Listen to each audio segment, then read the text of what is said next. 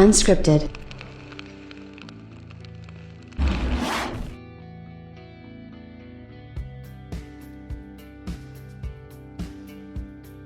You know, I hear it all the time. Hey CG, the old ways don't work. Sony's doing things the old way. There's no way that can work long term. There's no way that that's going to be able to, you know, beat Microsoft. Microsoft is going to be making so much money. They're the Netflix of games. They're doing this, they're doing that, right? Like, trust me, I've heard it all. There's nothing that anybody can share with me that I haven't heard at another particular time. And with that being said, I keep going back to the fact that the PlayStation brand is utterly destroying Xbox on every front, whether it be money-wise, whether it be otherwise, right? Whether it be just the games. You know, the old way is games, right? Like, believe it or not, like even back when I was a kid, I got an NES. You know, I was playing Super Mario Brothers and Zelda and exclusive games. And then when I went on to, you know, get a Sega Genesis, why did I get a Sega Genesis instead of a Super Nintendo at first? Well, it was quite simply the games. I wanted to play Sonic the Hedgehog 2. I wanted to play, you know, those games that Sega had, Toe Jam and Earl. It always has come down to the difference in offerings of games. And that's not to say that I didn't eventually get both or whatever. Like, my entire life, I usually got both consoles or multiple consoles, as it were the case, you know. And for me personally, that's the way that I prefer to do things, right? Like, let's just be real. I bought an Xbox Series X. I bought a PlayStation 5. I have a Nintendo Switch. You know, it's all relative to me, right? Like, honestly, I bought an Xbox One X. You know, I do feel a little bit off-put by buying that console because I feel like I kind of got ripped off long-term from what was promised to what I actually got.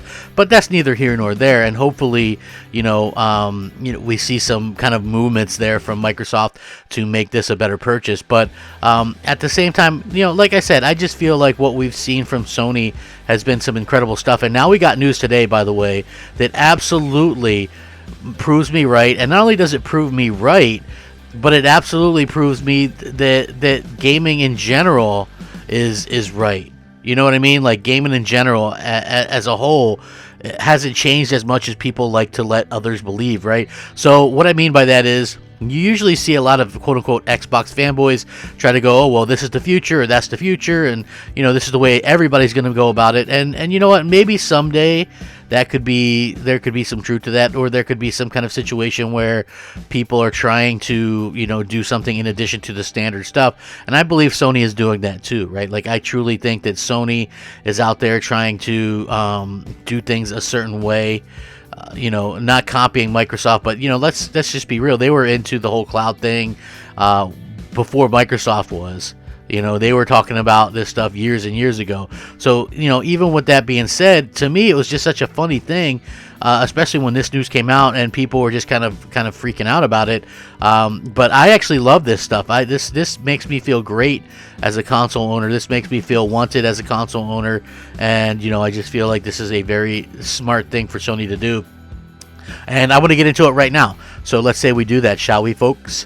What's up, everybody? Crapgamer here with Crapgamer Reviews, back with another video. Thank you so much for checking it out. I really do appreciate it. Please like, share, subscribe. I would appreciate that as well. It means a lot to me personally, and it helps out the channel tremendously. You know, it's completely free for you guys to do that. Hit the little like button. You can also take a minute to consider subscribing if you would like, you know, at the very least. And you can hit the bell so you're notified of all the content as soon as it drops, which is super important for any channel, to be honest with you. For any channel, it's really, really important to have that happen. So, you know, again, I always like to point out these type of things. I think that it's kind of funny when we see this happen. And just real quick, also, shout out to all the old subscribers, the new subscribers, and everybody in between. You are fantastic. Thank you very much for always rocking out with me and being so amazing. You know, so Sony is very much pushing what they do best, right, which is the games. Let's just be real. And they continue to push that envelope. They continue to push that and beat that drum. And the reason why they do that is because the games are the most important thing, and that's what matters to everybody. Like, you can have a service like Game Pass and people can think it's great, but at the end of the day, if you're not getting those big games that everybody wants, I don't think it matters as much, and I think it makes it a little bit less relevant.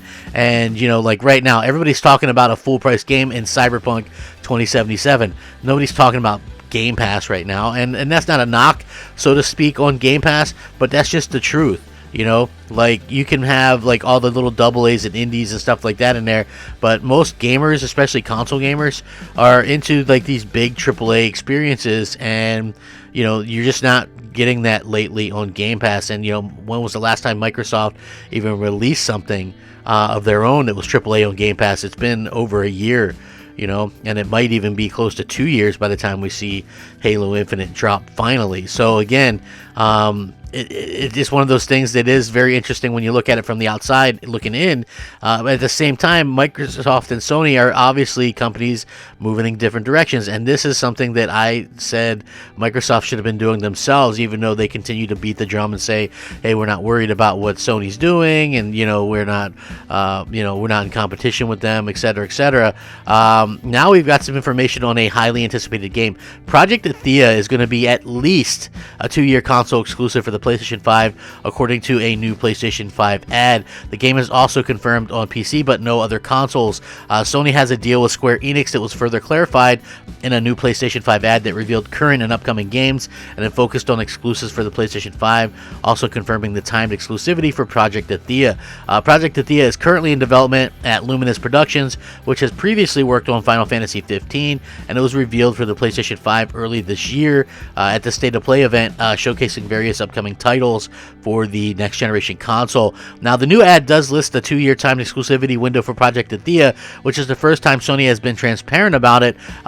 It was previously only confirmed for PS5 and PC otherwise. Now, Project Athia is supposedly going to use the Luminous engine that powered Final Fantasy 15, and this is an in-house engine as well. So in the official blog post when announcing the game, Square Enix talked about the new project, and you know, one of the writers who worked on Rogue One also was one of the writers for the new project, and he also gave a little bit of description. He says, Project Athia will take you on a thrilling, otherworldly adventure.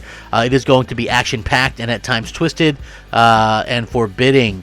It is a journey that we want to feel as much as yours as you are the protagonist. So it's currently in development, like I said, for PS5 and PC. Now, here's the great thing, right?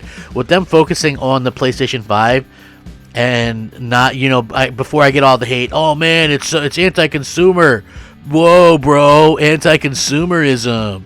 You know, before I get all that nonsense, I just kind of want to point out that it's pro PlayStation, not anti-consumer.